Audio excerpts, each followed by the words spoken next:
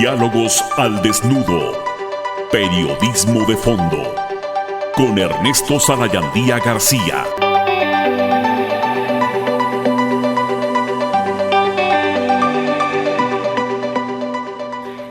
Hoy, en Diálogos al Desnudo, estamos de manteles largos, con una distinguida invitada con una amplia trayectoria. Ella es Flor Yáñez. Es licenciada en Derecho por la Universidad Autónoma de Chihuahua.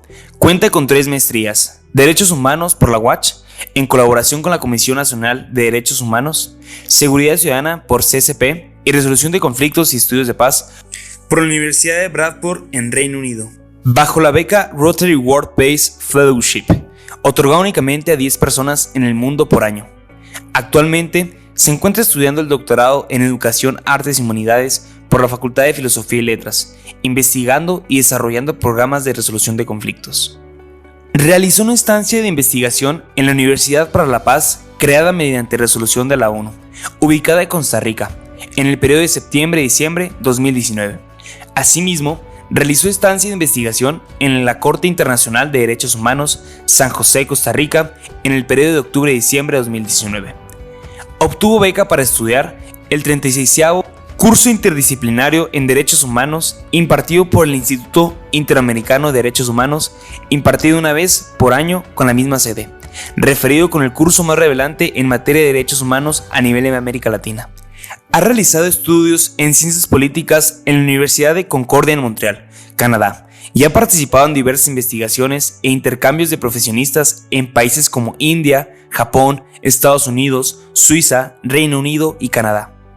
Es cofundadora y board member de la organización sin fines de lucro Advocate Project, con sede en Reino Unido, que auspicia el programa internacional PACE Project, presente en México, Reino Unido, Estados Unidos y Alemania, diseñado para la anticipación e intervención en la resolución de conflictos de manera pacífica. Dicho proyecto fue revisado por los asesores en educación de Su Majestad la Reina en Escocia y recibió un galardón en la ONU, sede Ginebra, en el año 2018. Es fundadora de la asociación civil FIA, Educación para la Paz y Resolución de Conflictos, dedicado a la resolución de conflictos. Es conferencista nacional e internacional, participando en recintos como el Parlamento Escocés y ONU Mujeres, y diversas organizaciones más.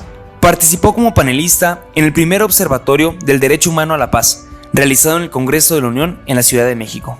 Es escritora y columnista en temas de cultura de paz, derechos humanos y resolución de conflictos, así como diversos temas culturales, y es participante en diversos programas de radio de opinión. Colaboró con Milenio con columnas sobre derechos humanos y paz. Ha elaborado diversas exposiciones de fotografía y de pintura en la República Mexicana y el extranjero, acompañando en conferencias con el tema de la resolución de conflictos y paz, los rostros de la humanidad, la cual recopila rostros de personas en situación de conflictos en diversos países en 5 continentes, sueños de realidad, miradas de una realidad social, momentos de quietud y la exposición de pintura sobrehumano. Ha colaborado en instituciones como Programa de Desarrollo de las Naciones Unidas, Agencia Regional Pacífico Sur en Fiji, en el área de prevención y recuperación de conflictos, cofacilitando diálogos democráticos, y Mackenzie Friends, brindando asistencia y representación a personas de escasos recursos solicitando refugio y asilo en el Reino Unido. Ha realizado investigación de campo en Ruanda sobre los estragos del genocidio de 1994, encaminados al perdón y la reconciliación. Extraordinarias Cortes del Reino Unido de Camboya y en el Centro Camboyano para la Protección de las y los Niños. Fue coordinadora de la Unidad de Derechos Humanos de la Secretaría General de Gobierno de Chihuahua 2017-2018. Fue directora de la Coordinación de Asesores del Gobernador de enero a julio de 2018. Dejó actividades para incorporarse a la academia. En años anteriores fue defensora de oficio en materia penal, civil y familiar, incorporando la mediación a su trabajo. Cuenta con diplomados en tanatología, logoterapia, derechos humanos, felicidad, esperanza y optimismo. Actualmente realiza una investigación de campo sobre migración, conflicto y paz en las fronteras por Centroamérica, Panamá, Costa Rica, Nicaragua, Honduras, El Salvador, Guatemala y México. Dicha investigación se realizó por tierra. Esta plataforma es Diálogos al Desnudo. Muchas gracias por continuar con nosotros. El espíritu que tenemos es informar, orientar, concientizar.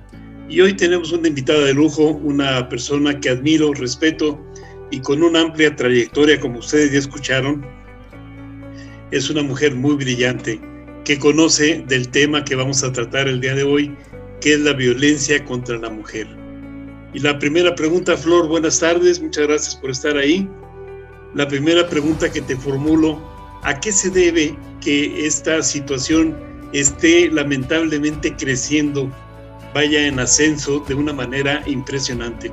¿Por qué hay tanta violencia contra la mujer?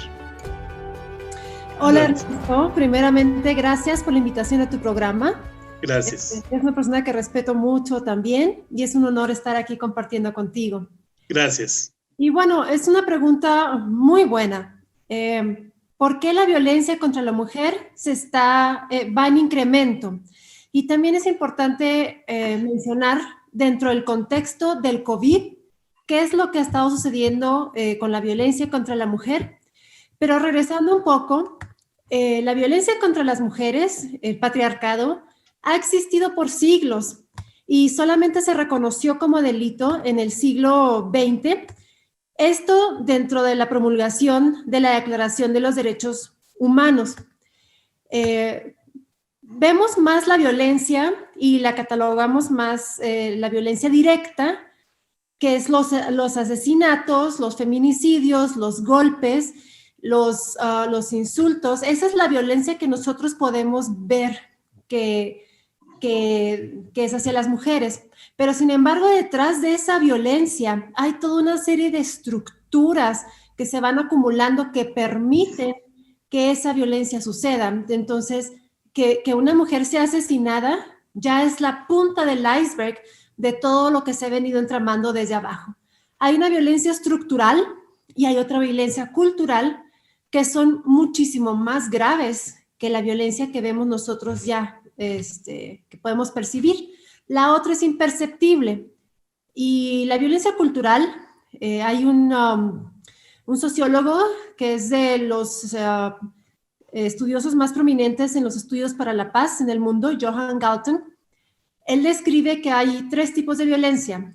La violencia directa, que es la que te comento, en forma de física que podemos ver, está en la punta del triángulo. En los otros 2 vértices está esta violencia cultural y estructural. La cultural tiene que ver pues, con las instituciones, con la cultura, la iglesia, la forma en cómo se crían en las familias, donde se va reproduciendo la violencia, que es ahí donde encontramos al machismo. Y mucha de esta violencia es imperceptible porque ya se ha normalizado. Se ha normalizado, por ejemplo, y más en el pasado, ahorita está cambiando mucho, que el machismo, que el hombre tome las decisiones, que el hombre sea el que sea proveedor, pues ya sabemos todas las características, ¿no? Entonces, mucha gente padece violencia, muchas mujeres padecen violencia y no se dan cuenta que la padecen porque se ha normalizado, porque está inmersa en nuestra cultura. Y la estructural, que esa es la más delicada de todas, es la falta de oportunidades desde los mismos sistemas, que viene desde la estructura del Estado, cómo se han venido entramando las instituciones, las leyes, etcétera. Entonces tenemos 2 ventanas muy grandes que se van combinando, que entre ellas poco a poco van permitiendo pues que lleguemos al grado máximo de la violencia, en este caso el feminicidio, que ya está tipificado como tal, que es la muerte, el asesinato de una mujer por cuestiones de género. Esto hay que resaltarlo mucho porque a la fecha hay mucha gente que no lo reconoce, que está en contra de ello. Y posteriormente me gustaría nombrar algunos ejemplos, inclusive de jueces de este distrito judicial Morelos, jóvenes que no reconocen que haya una violencia de género, que equiparan el homicidio de una mujer o la violencia contra la mujer como una violencia más, aludiendo que la violencia es violencia. Entonces esto es muy, muy delicado porque mientras no se reconozca de que la violencia que padecen las mujeres por cuestión de su género, que vienen ciertos apartados para que tengan estos requisitos, es diferente a la violencia que padecen los hombres. Bien, vamos a hablar de los noviazgos enfermos, estas relaciones tóxicas, donde el machismo se manifiesta y ella por amor, ella por confusión, por mala información, no quiere darse cuenta del pésimo trato que le están dando. ¿Cómo evitar un noviazgo tóxico? ¿Cómo evitar a esa persona enferma? O también, ¿cómo detectar que esa persona te va a hacer daño el mes siguiente, el año siguiente o los años siguientes? ¿Cómo salir de ese calabozo? Salir de un círculo de la violencia no es sencillo, porque para que eso ocurra, tiene que tener la persona mucho apoyo y sobre todo primero reconocer que está en una situación de violencia. Las estadísticas muestran a nivel nacional de que la violencia que padecen las mujeres la padecen a manos de personas conocidas y familiares y sobre todo parejas. Entonces, no es tanto la que sufren en el exterior, sino en el interior. Y ahora, en este tiempo de pandemia, donde las mujeres quedaron atrapadas muchas veces en la casa con su mismo victimario, pues se exacerbó, inclusive los feminicidios se incrementaron hasta un 44% en el mes de mayo. Y las denuncias, se habla de que hubo hasta 143 llamadas de auxilio por segundo. Entonces, ¿cómo salirse de un ciclo de la violencia? Se necesita primero, y ahí es donde no es una respuesta de una sola persona, sino todo un conjunto desde el mismo Estado, desde la misma familia, desde la misma persona, sociedad civil, para que esta persona pueda paulatinamente, primero reconocer que está siendo violentada, porque muchas mujeres cuando son celadas dicen, es que me quiere, y todavía es muy frecuente escuchar, me pegó, pero me da dinero, pero me trajo flores. Eso es muy, muy común, y la mujer muchas no han logrado emanciparse económicamente, y es lo que los ata a estas relaciones también. Cuando la mujer comienza a emanciparse, cuando comienza a tener más independencia profesional, es cuando empieza a separarse un poco más de esta violencia. Pero primero es importante hablar de la violencia estructural, primero para reconocerla, y una vez reconociéndola, poder distinguir y ver los canales de ayuda. El Estado es fundamental a través de políticas públicas, a través de los apoyos que da, y no solamente para rescatar a la mujer que está teniendo violencia, sino para prevenir, sobre todo la prevención, que las mujeres lleguen hasta a este fin. Bien, hablando de prevención, ¿es posible pensar en evitar que estos niños se hagan machos, que estos niños se hagan violentos, que sean detonadores de violencia? ¿Es posible que nosotros como padres de hijos pequeños pudiéramos hacer algo para evitar estos divorcios o evitar estos noviazgos violentos, evitar que nuestros hijos le hagan daño a la mujer? ¿Podemos hacerlo?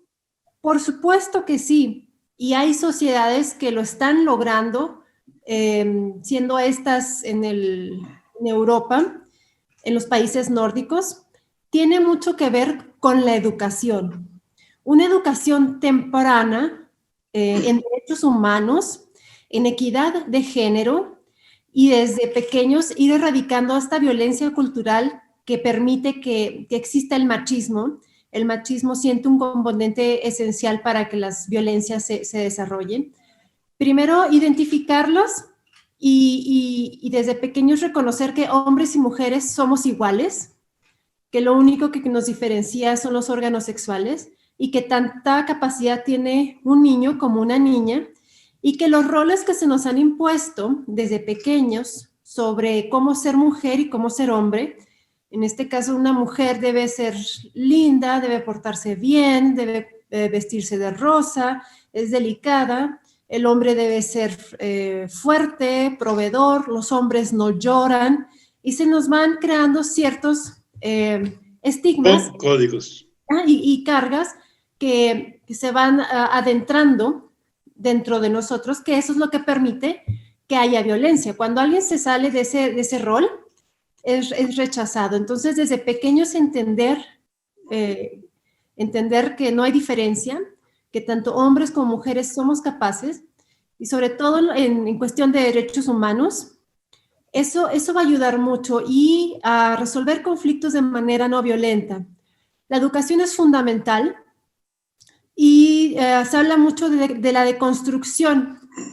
Una persona, un hombre puede deconstruir sus creencias, porque eso es el género, es una creencia de lo que debe ser un hombre y una mujer.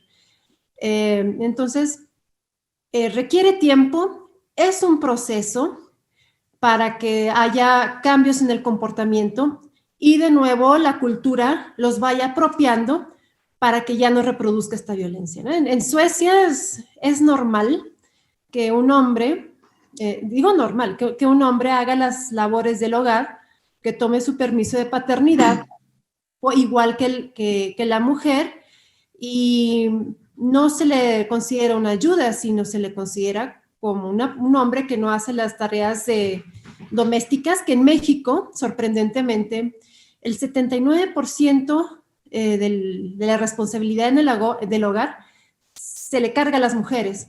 En Suecia no existe esto, por ejemplo, ¿no? Entonces tiene que ver con la cultura y la educación es fundamental. Muy bien, hay muchos tipos de violencias. El control del gasto, el control de la manera de vestir, la manera de hablar, con quién te juntas, con quién te relacionas, tus horarios, con quién llamas, qué chateas.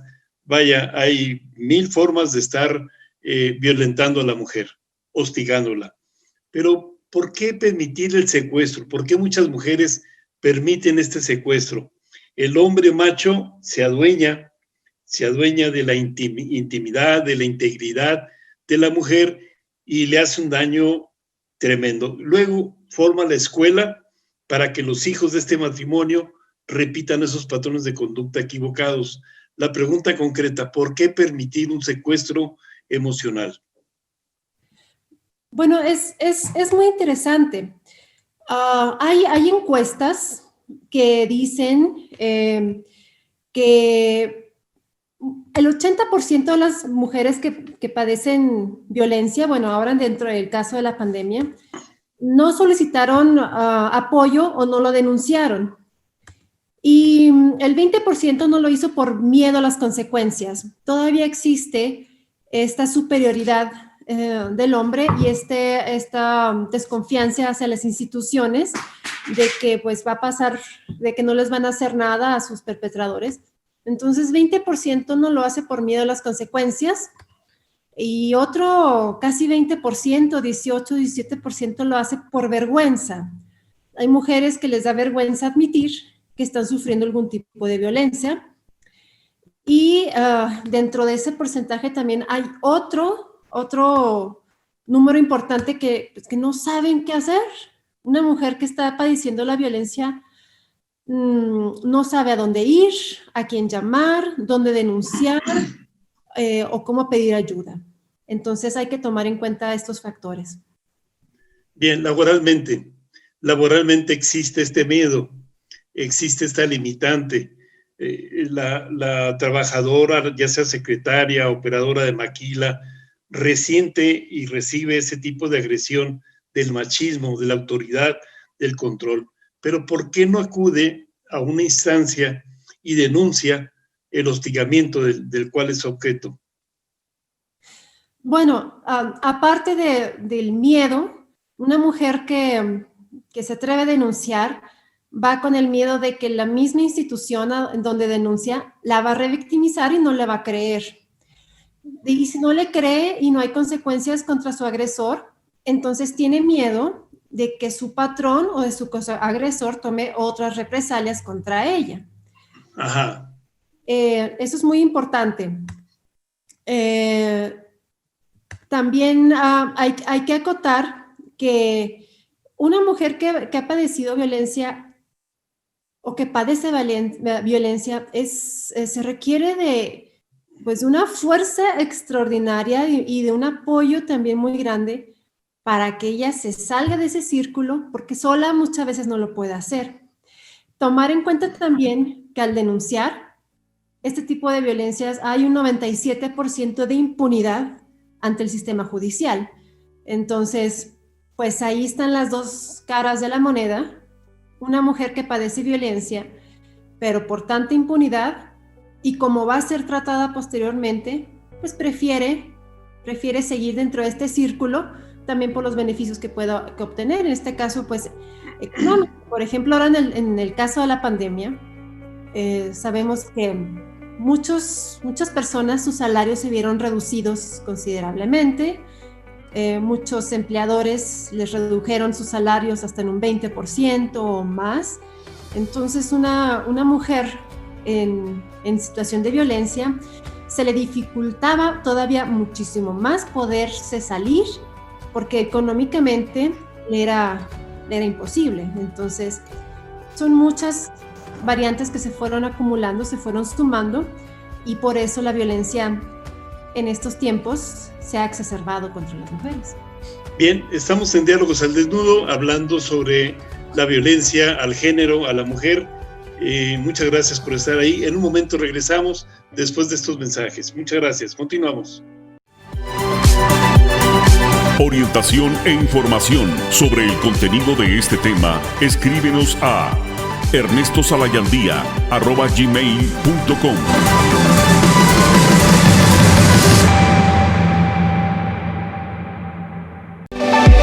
Sigue la huella de Diálogos al Desnudo. En un momento regresamos.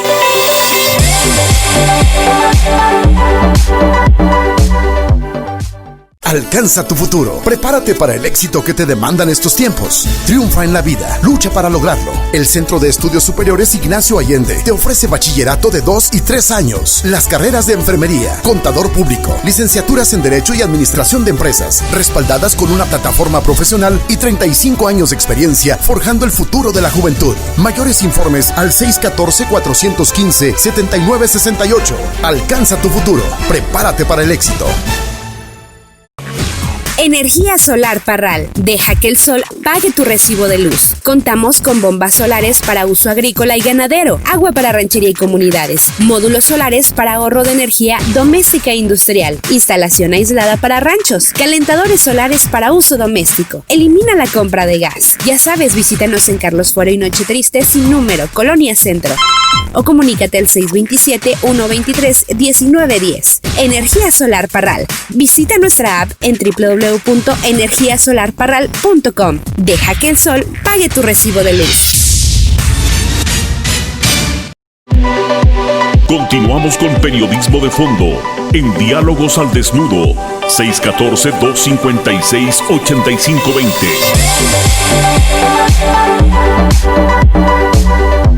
Muchas gracias. Continuamos aquí en Diálogos al Desnudo. Estamos platicando con la licenciada Flor Yáñez sobre la violencia contra el género, contra la mujer.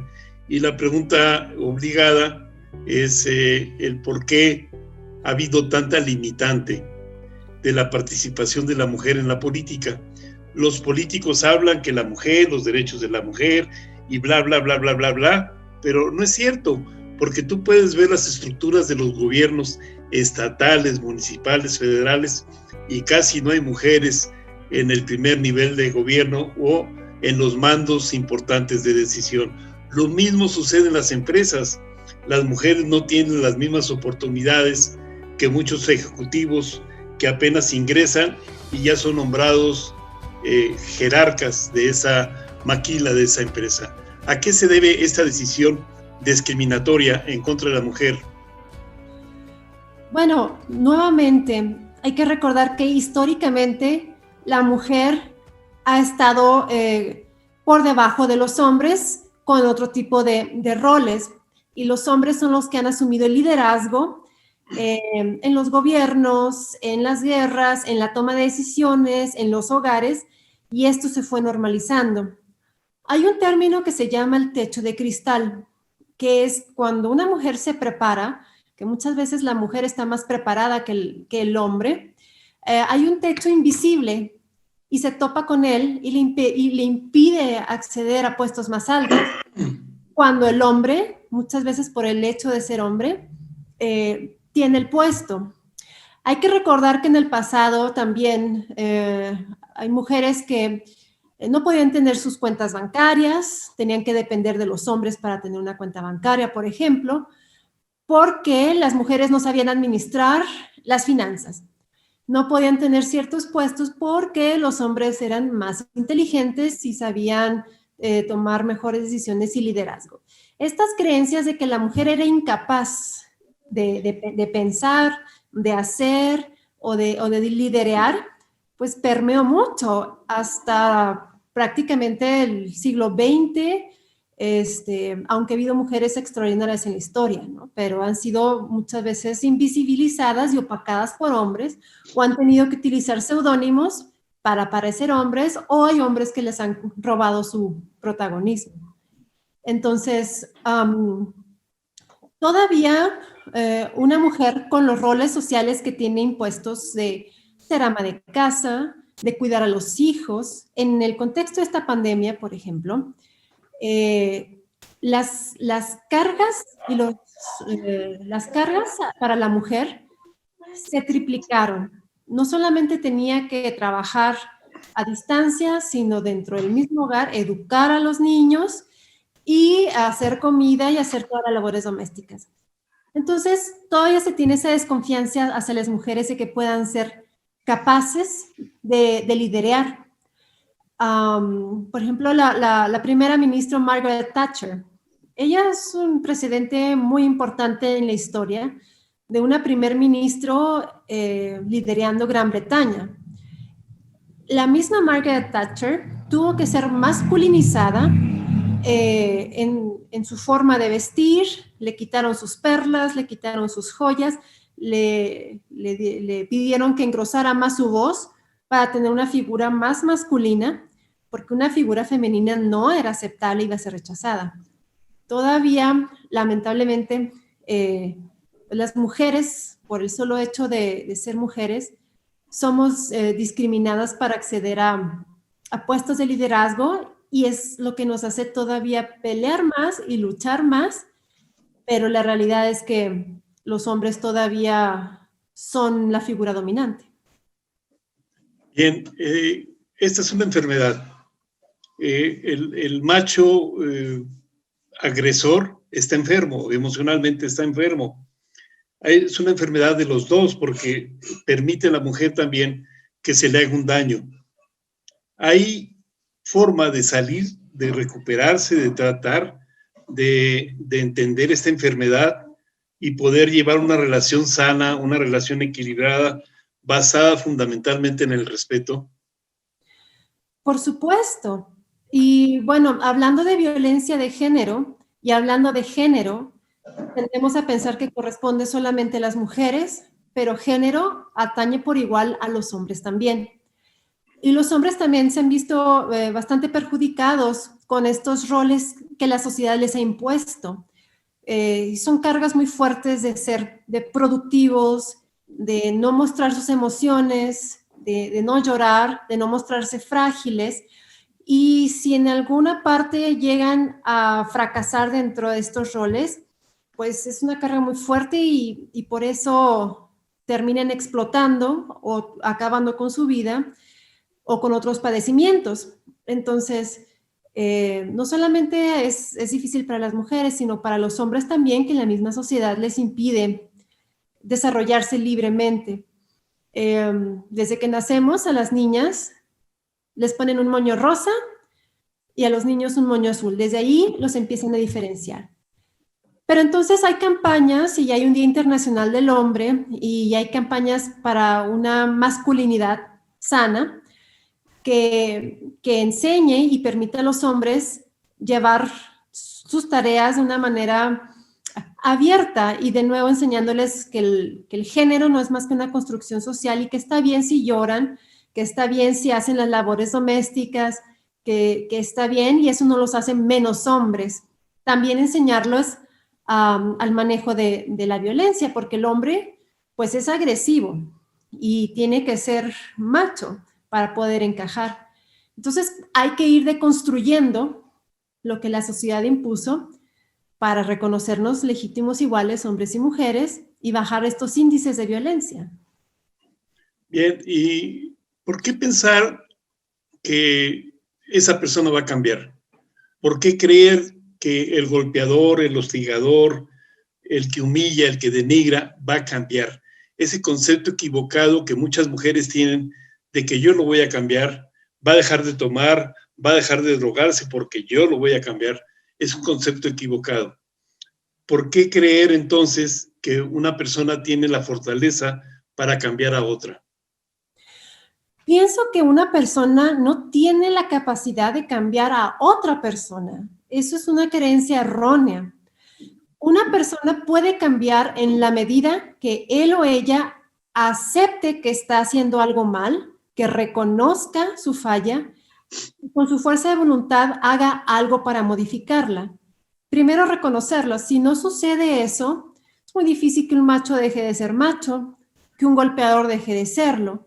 Primero es reconocer qué es lo que está sucediendo. Y las mujeres es muy frecuente decir, bueno, yo lo voy a cambiar, yo lo voy a querer, porque bueno, nadie es omnipotente y es una creencia totalmente falsa. Aquí la cuestión de nuevo es en la educación.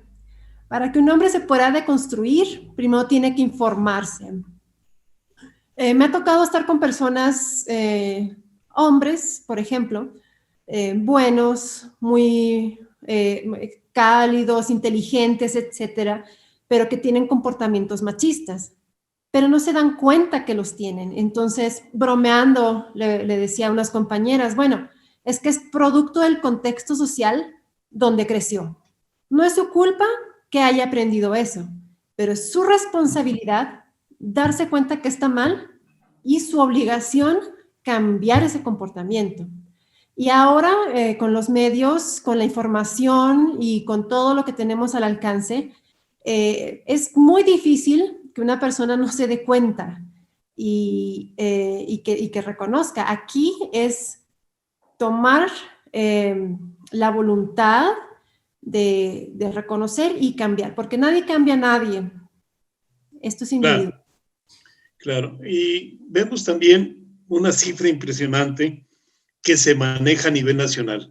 Está hablándose de cerca de 10 feminicidios diarios, 10 asesinatos a nivel nacional diario.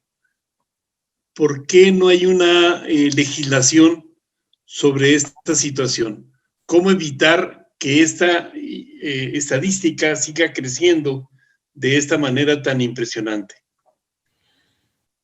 Bueno, en promedio se dice que son 10 personas, 10 mujeres que son asesinadas diariamente. Hay que recalcar que durante el de este 2020, los feminicidios en la Ciudad de México, tan solo en la Ciudad de México, aumentaron un 49%. Y en promedio, en el mes de mayo, hubo 11.2 mujeres asesinadas por día. Entonces, a raíz de sentencias que ha habido de la Corte Interamericana de Derechos Humanos al Estado mexicano para denunciar las deficiencias en torno a la violencia contra la mujer, se crearon institutos, se crearon leyes, se crearon varias instancias para dar atención, pero una ley y una política pública no va a ser tan efectiva si no hay un cambio estructural que vaya eliminando los comportamientos que dan pie a que exista esta violencia. Entonces, si hablando de políticas públicas y hablando de leyes, también es muy importante que estas vayan con perspectiva de género y con perspectiva de derechos humanos. Pero para esto tiene que haber una educación para poder entender lo que es la perspectiva de género y lo que es perspectiva de derechos humanos. Entonces es una tarea que no solamente con una ley se va a mitigar. Puede haber 10, 20, 30 leyes, pero mientras no exista un cambio desde la raíz, desde la sociedad misma y desde las mismas autoridades, pues vamos a seguir avanzando a paso de hormiga, si no es que retrocediendo. Y aquí hago la acotación respecto a los juzgadores y las juzgadoras. Es importante la impartición de justicia con perspectiva de género. Diferenciar lo que es un homicidio de un hombre a lo que es el homicidio de una mujer por el hecho de ser mujer por cuestiones de género.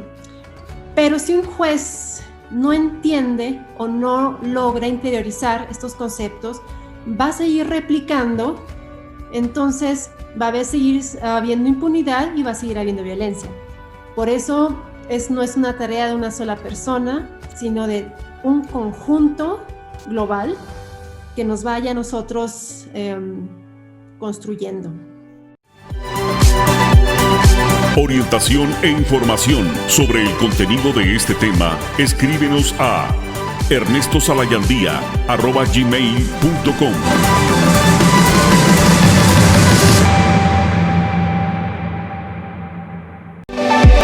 Sigue la huella de Diálogos al Desnudo. En un momento regresamos.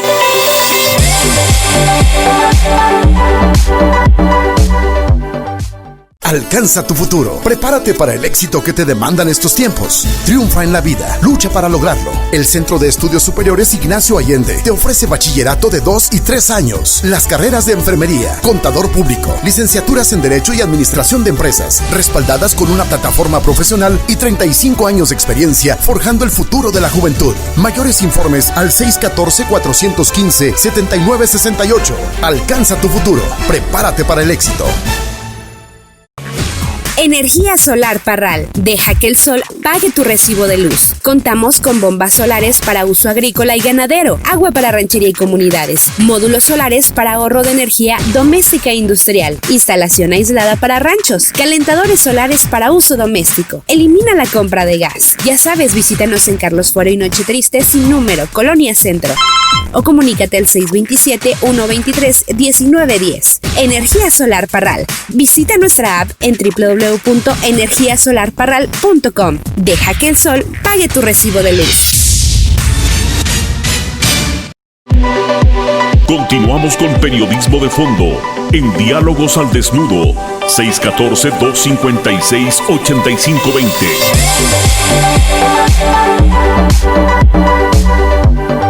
Continuamos aquí en Diálogos al Desnudo. Estamos hablando de la violencia contra la mujer, de todas estas cifras y repercusiones que hay en contra del género.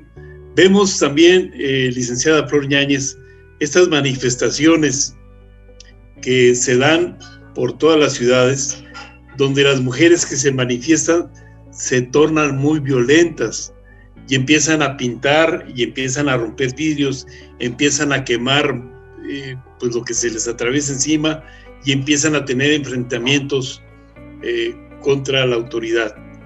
¿A qué se debe esta irritación? ¿A qué se debe tanto enojo? Bueno, primero resaltar que de acuerdo con el INEGI, 2 de cada 3 mujeres conoce a una mujer que fue víctima de algún tipo de violencia en su vida. Y también 2 de 3 mujeres hemos padecido esta violencia. A inicio del año, el 8 de marzo, con esta marcha inédita de mujeres, hubo mucho rechazo por parte de la sociedad civil y gobierno y hombres.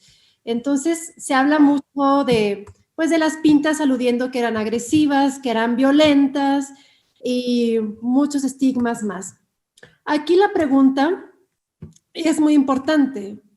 ¿Cuánto cuesta borrar una pinta de un monumento? Pero ¿cuánto cuesta eliminar el dolor de la violencia de la memoria individual y colectiva? La violencia contra la mujer ha sido minimizada y ha sido invisibilizada, y es una violencia estructural muy fuerte. Y ante ello, es más sencilla decir que las violentas son ellas, cuando lo que estaban haciendo era grafitear y pintar, que no se compara con otra violencia extrema.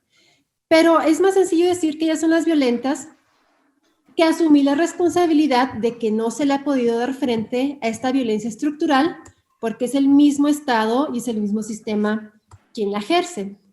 Entonces, aquí surge algo muy interesante sobre resignificar la memoria histórica. Los monumentos que tenemos datan de una memoria que ya no existe. Entonces, cada trazo no es más que plasmar el dolor de aquellas mujeres que han sido silenciadas y que no pueden levantar su voz y que quieren exigir de alguna manera y plasmar lo que está sucediendo, que a la fecha no se le ha dado atención. Y recordemos el caso de Marisela Escobedo, por ejemplo, ¿no? Esta mujer que pierde a su hija y que ella trata de hacer justicia y trata de investigar para dar con el asesino de lo que más quería en su vida, y por el solo hecho de enfrentarse a las autoridades, pierde la vida. Entonces, esto nos da una muestra muy grande todavía de la impunidad en la que se quedan las denuncias, el 97%, y el Estado que ha estado corrompido por parte del crimen organizado y la insignificancia que tiene para los gobernantes y los impartidores de justicia, la insignificancia que tienen los feminicidios. Entonces, por supuesto que las mujeres ahora en esta marcha 8 de marzo fue inédito, porque cada vez son las mujeres que se atreven a denunciar, que se atreven a contar su historia, y hay un movimiento que se llama Me Too, que empieza en Estados Unidos, yo también, porque no se ha encontrado otra manera de que las autoridades las volteen a ver. Se hizo por oficio, se hizo de manera organizada en el pasado, se hizo de una manera estructurada porque las mujeres deben ser así. Cuando se salen de este patrón es cuando se les señala y dicen, no, pues es que ellas son las violentas. Pero ¿de qué otra manera iban a captar?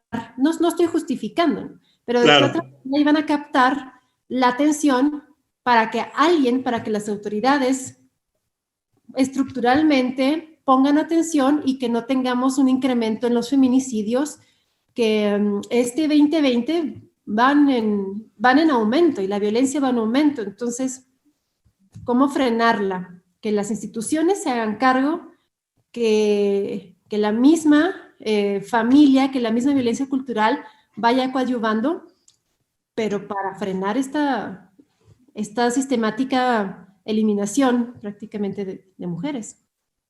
Hemos avanzado en los candados. Hay candados que logren frenar esta agresión y este daño que se le hace a la mujer y en consecuencia a los niños. Hemos estado haciendo algo por frenar, por cambiar, por prevenir, por concientizar y sobre todo por rehabilitar a quien detona y agrede a su esposa o a su novia. ¿Hay algo que hemos avanzado? Por supuesto que hay que reconocer los logros que se tienen hasta la fecha, porque hace una década no podíamos estar pensando de una marcha como la que sucedió este año, o del empoderamiento de las mujeres, o que las mismas estén participando de una manera más activa en puestos públicos, en política y en otras actividades. Esto ha tenido que ser todo un proceso y hay organizaciones de la sociedad civil, hay institutos que se encargan de enseñar con perspectiva de género y transversalizarla a los municipios también para que se entienda. Y bueno, hay muchos programas también educativos que paulatinamente lo están logrando. Sin embargo, todavía hay mucha resistencia para incorporar conceptos de género en las escuelas, en las primarias desde temprana edad.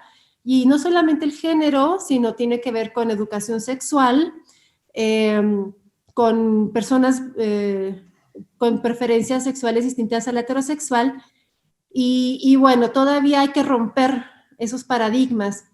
debiera haber más educación y debería haber programas en derechos humanos desde la primaria a resolver conflictos de manera no violenta y una campaña mucho más fuerte que masivamente mueva la conciencia de la sociedad y de los estudiantes y de los jóvenes, que son las generaciones que van a ir cambiando nuestro futuro, pero de que hemos avanzado con leyes, simplemente con la tipificación del feminicidio, que es muy reciente, con la tipificación de la violencia familiar. Pero creo que para lograr un cambio sustentable tenemos que apostarle a la prevención y a los cambios estructurales, y esos toman tiempo. Claro, ahora hay una cultura equivocada de descalificar a la mujer. Se cree que la mujer no sabe manejar, se cree que la mujer no sirve para mecánica, que no sirve para manejar un tractor, se descalifica la capacidad física, mental, intelectual de la mujer. En un instante, el hombre y la misma sociedad descalifica a la mujer. No estamos preparados para que nos gobierne una mujer, no estamos preparados para esto, no es el papel ni es el momento de la mujer. Es una cultura completamente equivocada. ¿Qué crees tú? Por supuesto, y eso tiene que ver con esa construcción social del rol que debe llevar un hombre y una mujer. Las mujeres son enfermeras, son maestras, cuidan niños, tienen empleos pues que no conlleven riesgos físicos. Las mujeres son cocineras, no son chefs, esta es la creencia. Y por contraposición, pues el hombre, él es el chef, es piloto, no es enfermero, es doctor, tiene todas las profesiones de liderazgo. Cuando estas profesiones y estos roles se ven intercambiados de alguna manera, se estigmatiza tanto a uno como al otro. Si a una mujer le gusta la carpintería, si es ingeniera, si empieza a irrumpir en las actividades que son de los hombres, pues se le rechaza por ser quizá lesbiana o quizá pues una persona que no está acatando su responsabilidad, o un hombre que en lugar de elegir ser médico es enfermero, pues es un gay. Entonces todavía hay mucha estigmatización de los roles en las profesiones de las mujeres. Entonces es el director, no es la directora, es el presidente, no la presidenta, porque históricamente así ha sido.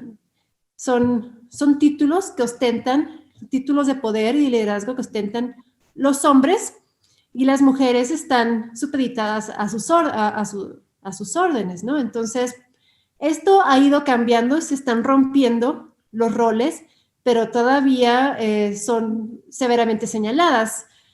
Platicaba el año pasado con una amiga, ella es piloto, y es de las pocas pilotas que hay en el país. Ella trabaja para Aeroméxico.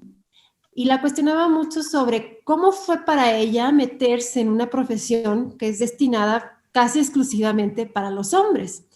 Porque ¿quién iba a confiar que una mujer volara un avión? Lo bueno es que la cabina está cerrada. Y cómo desde la familia, la misma familia la fue apoyando, y cómo fue irrumpiendo en esto, ¿no? Cuando ella dijo que quería ser piloto, le dijeron, bueno, piloto pero de estufa, piloto pero de boiler, tú no puedes hacer eso. Entonces están rompiendo barreras de que las mujeres somos tan capaces como los hombres de llevar a cabo ciertas actividades, igual los hombres tan capaces como ser maestros de kinder, enfermeros, costureros. Entonces es una deconstrucción en la que nos tenemos que adentrar.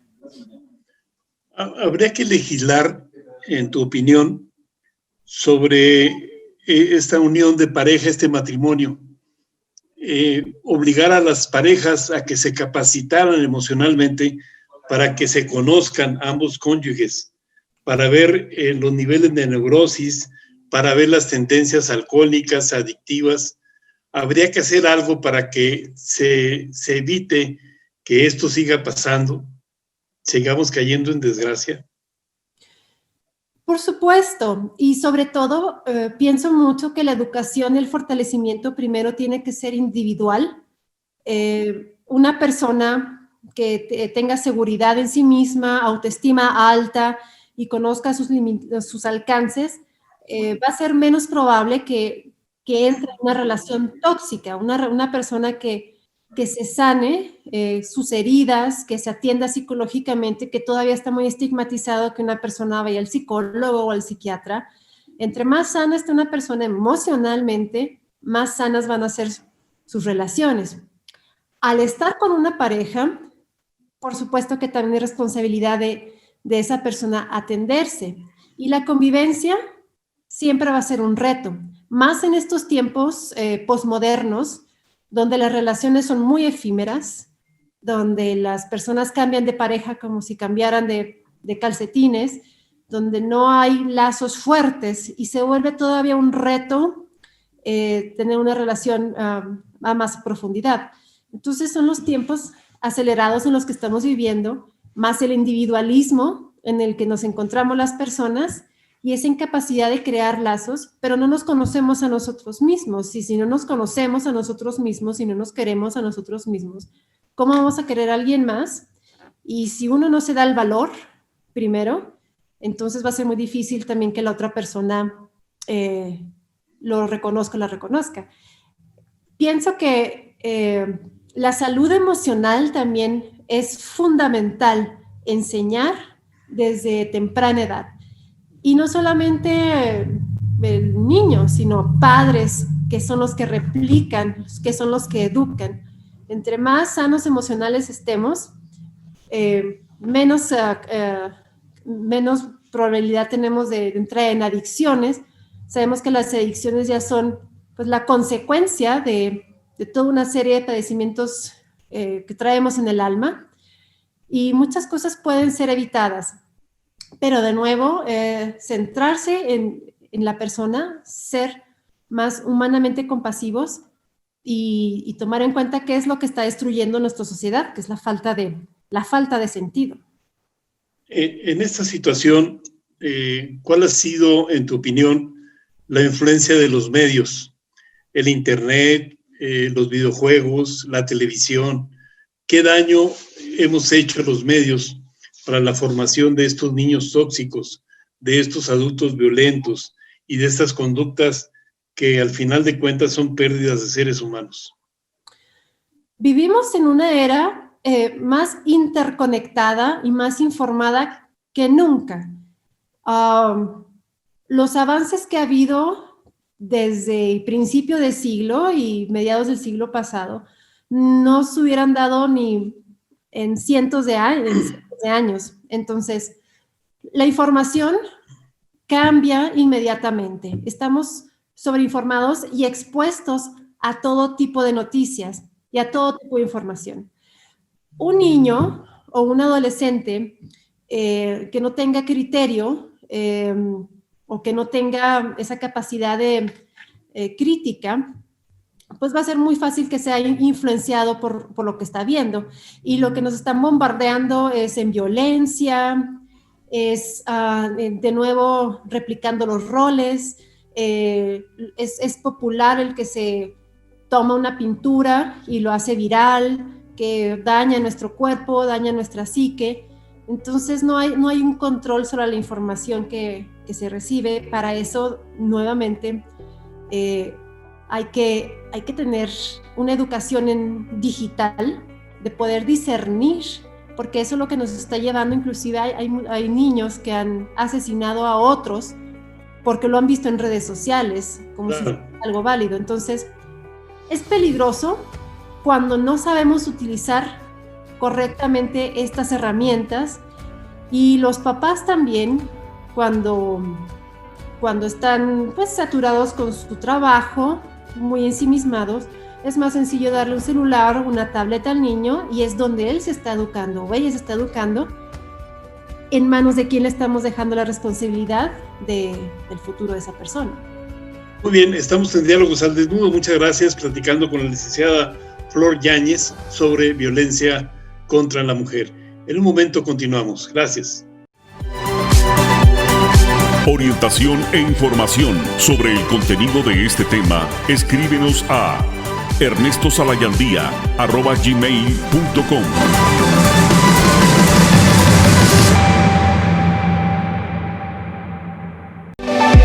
Sigue la huella de Diálogos al Desnudo. En un momento regresamos.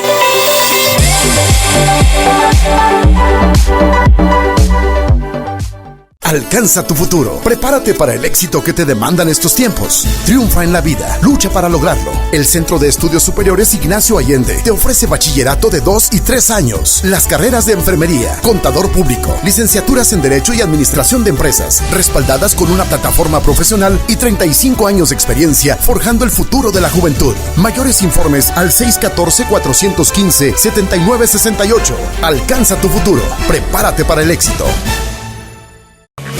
Energía Solar Parral. Deja que el sol pague tu recibo de luz. Contamos con bombas solares para uso agrícola y ganadero, agua para ranchería y comunidades, módulos solares para ahorro de energía doméstica e industrial, instalación aislada para ranchos, calentadores solares para uso doméstico. Elimina la compra de gas. Ya sabes, visítanos en Carlos Fuero y Noche Triste sin número, Colonia Centro.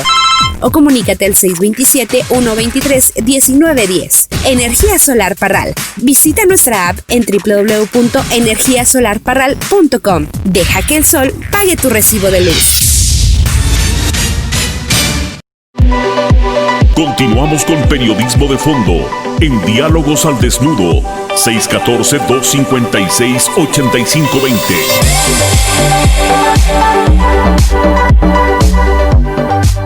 Muy bien, hay un tema que a mí se me hace muy injusto.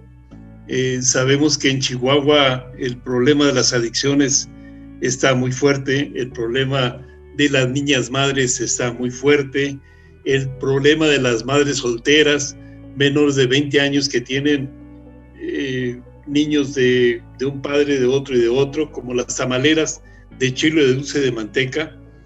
Tenemos problemas muy serios, como los suicidios, la depresión, pero hay quien irresponsablemente culpa a la mujer. Dicen que esto cambió cuando llegaron las maquiladoras y la mujer se fue a trabajar y abandonó el hogar. Y la mujer le dio la espalda a los hijos, se lavó las manos y se los dejó a la abuela.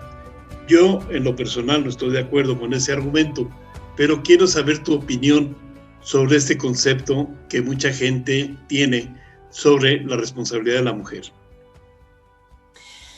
Y de nuevo tiene que ver con estos roles. Sí, durante los 70s, 80s hubo un estudio por qué se incrementaron más los divorcios en el estado de Chihuahua, por ejemplo, o por qué se incrementaron más las separaciones. Y muchos aludían a que fue cuando la mujer comienza a trabajar en las maquiladoras, que se desprende del seno de la tarea de ama de casa que le correspondían. Entonces la señalan a ella, pero por supuesto que una mujer que se empodera económicamente, que tiene acceso a una oportunidad laboral como un hombre, pues va a tener otro tipo de independencia, va a poder decidir. Muchas ya no se quedan en la casa soportando que las estén golpeando, mejor van y trabajan y tienen su remuneración. No tiene que ver, la mujer no es responsable. La mujer sufría violencia, tenía restricciones, estaba acotada dentro de un espacio del hogar con ciertas responsabilidades, pero cuando empieza a salirse de esas responsabilidades se le señala y se le cataloga como mala y ella tiene la culpa por no cumplir los roles. Y todavía esto lo vemos bastante, ¿no? El aborto, por ejemplo. Es que es culpa de la mujer, y estoy hablando de opiniones de hombres y de mujeres. Es que es culpa de la mujer porque ella no se cuidó, porque ella no toma anticonceptivos, porque ella no se informa, pero nadie toma en cuenta a la otra parte que es un hombre, ¿no? Cuando la responsabilidad de cuidarse atañe a ambos. Pero una mujer que se atreve a abortar es estigmatizada y todavía en muchas partes del mundo es criminalizada y enfrentan condenas de prisión bastante largas. cuando sabemos que no es responsabilidad de una mujer ser violada por la forma en la que vestía, o en la forma en la que estaba tomando, o en el lugar en donde estaba, que también son cargas sociales. ¿Cómo una mujer va a estar vestida con minifalda caminando a media de la noche? ¿O cómo una mujer se va a estar alcoholizando? ¿Ella qué hizo para que le provocaran eso? Todo es responsabilizar a la mujer de la misma violencia que ella está padeciendo para no tomar responsabilidad de toda la estructura que ha estado mal. Entonces, es que le pegan porque ella se deja. Entonces, empezar a cambiar esta creencia. A una mujer la violan, a una mujer la matan, no porque estaba en medio a mitad de la noche en la calle. Es responsabilidad de su agresor. Él es el responsable. Ella no es la responsable, ni contribuyó para que eso sucediera. Así de sencillo. El aborto, las mujeres podemos procrear, los hombres no, pero se requiere de un hombre para poder hacerlo. Pero es responsabilidad de ese hombre también cuidarse y tomar las precauciones para que eso no ocurra. Las mujeres tienen que cuidarse, pero los hombres no. Las mujeres se quitan el útero y los hombres no hacen nada. Una mujer puede parir una vez al año. El hombre puede, concebir cientos de personas en un año. Entonces, ir cambiando esa carga social que tenemos las mujeres. No es nuestra responsabilidad padecer violencia y como hay mucha revictimización por parte de las mismas autoridades. Si a una mujer la agreden, bueno, ¿dónde estabas? Se le cuestiona y se le indaga más, se duda más de la mujer que se atreve a denunciar y que del hombre que muy seguramente si la agredió fue porque fue provocado. Entonces, esto también tiene que ver con la misma educación y con enseñar que no está bien, que la violencia, no está bien, y que la violencia que padecen las mujeres es diferente a la violencia que padecen los hombres.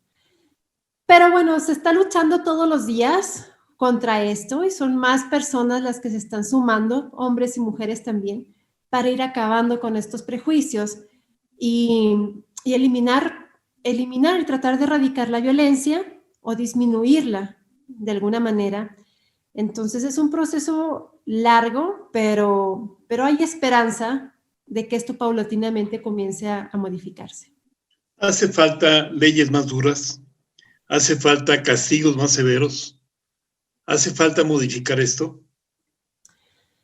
Pienso que por más leyes que se creen o por más penas severas que se impongan, ahora lo vemos con la tipificación del delito del feminicidio de 40 a 60 años.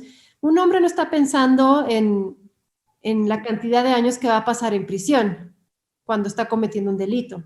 Entonces, vemos que entre más leyes o más tratados o más declaraciones, la violencia sigue en aumento. Entonces, es en la prevención donde está la clave, en la prevención desde temprana edad y en la prevención social, porque estamos inundados y podemos tener muchísimas más leyes muy severas. Mientras no se cumplan, mientras el derecho formal no se traduzca en un derecho real que realmente se implemente, podemos hacer lo que queramos. Las políticas públicas también sabemos que están diseñadas para cierto tipo de población y aún así no tienen un diseño transversal con perspectiva de género y con perspectiva de derechos humanos y con interseccionalidad, porque ahora hablar de un grupo de mujeres no es solamente un colectivo, sino una intersección donde se clasifica una mujer indígena, una mujer en situación de pobreza, una mujer lesbiana, que son condiciones que agravan su rol en la sociedad. No es lo mismo una mujer blanca con dinero que una mujer indígena lesbiana en condición de pobreza. Entonces son intersecciones que se van sumando que tampoco se están viendo plasmadas en las leyes. Pienso que no va por ahí. La solución está en programas de prevención y de reestructuración que, por supuesto, tardan tiempo y lamentablemente los gobiernos no le invierten a ello. Claro. ¿Es genético? ¿Estas conductas tóxicas son genéticas? ¿Se vienen heredando de abuelos a padres, de padres a hijos? No diría que es genético. Pienso que la cultura se va permeando de generación en generación. Una persona no nace violenta, a menos de que tenga alguna condición neurológica o psiquiátrica ya química detectada, pero un hombre no nace siendo un violentador o un violador. La sociedad lo hace así. Es como Simone de Beauvoir en su Segundo Sexo. Simone de Beauvoir, una de las feministas más importantes, esposa de Sartre, este filósofo existencialista, ella decía que no se nace mujer, te haces mujer, la sociedad te hace mujer, porque desde pequeños vamos aprendiendo lo que tenemos que hacer. Entonces, un padre violentador muy seguramente porque también hay casos que por supuesto que no son así, que viene de una familia donde había un patriarcado, donde se replicaba algún tipo de violencia, y igualmente con las generaciones anteriores, y se va permeando. Por eso se normaliza, por eso las mujeres ven el comportamiento muchas veces de lo que es ser mamá y papá, y toleran esos abusos porque piensan que es lo normal. Entonces, ahí la responsabilidad de invertirle a las nuevas generaciones desde pequeños para que todos estos constructos sociales se vayan cayendo y esta violencia cultural que permite que dé pie a la violencia directa, que son los asesinatos, pues se vaya modificando. Es difícil porque es invisible, pero una vez tomando conciencia podemos avanzar, porque si no es de la estructura, no se empieza de arriba abajo, sino de abajo hacia arriba. Hacia arriba. Pues te agradezco mucho tu espacio, tu tiempo y esta orientación. Es una plática maravillosa, muy bien documentada. Muchas gracias. Esto es Diálogos al Desnudo, es una plataforma para informar, orientar, concientizar. Flor, muchas gracias. Seguimos en contacto. Gracias por tu participación y pues lo mejor de lo mejor para lo que viene. Al contrario, Ernesto, muchas gracias por la invitación. Te mando un fuerte abrazo, esperando que nos podamos ver en físico nuevamente algún día cuando concluya esta pandemia. Que Dios te cuide. Muchas gracias, Flor Yáñez. Continuamos, cerramos. Muchas gracias al staff y hasta la próxima. Gracias. Hasta luego. Esto fue una edición más de Diálogos al Desnudo, periodismo de fondo. Productor Ernesto Salayandía García.